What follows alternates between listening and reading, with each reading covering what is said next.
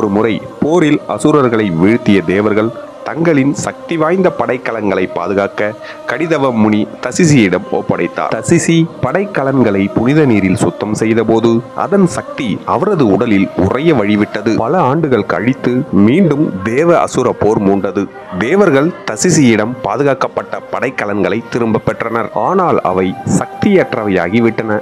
போரில் தேவர்கள் தோல்வியடைந்தனர். இதன் காரணம்தானே என்று தசிசி உணர்ந்தார். அவருடைய உடலில் படைக்கலன்களின் சக்தி ஒன்றிணைந்து இருந்தது. தசிசி உண்ணா நோன்பிலிருந்து தனது உயிரை தியாகம் செய்ய முடிவெடுத்தார்.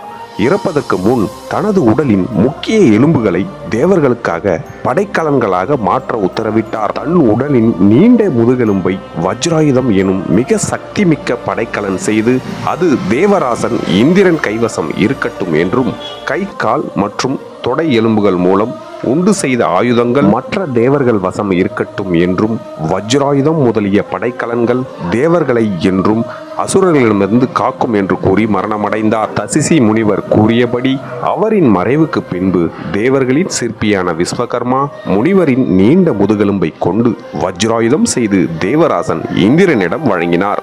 விண்ணுலகம் போற்றும் மிக சக்தி வாய்ந்த ஆயுதம் தேவர்களின் கடவுளான இந்திரனிடம் சென்றபோது அசுரர்களை வஜ்ராயுதத்தை வைத்து அழித்து தேவர்களை காத்தார்.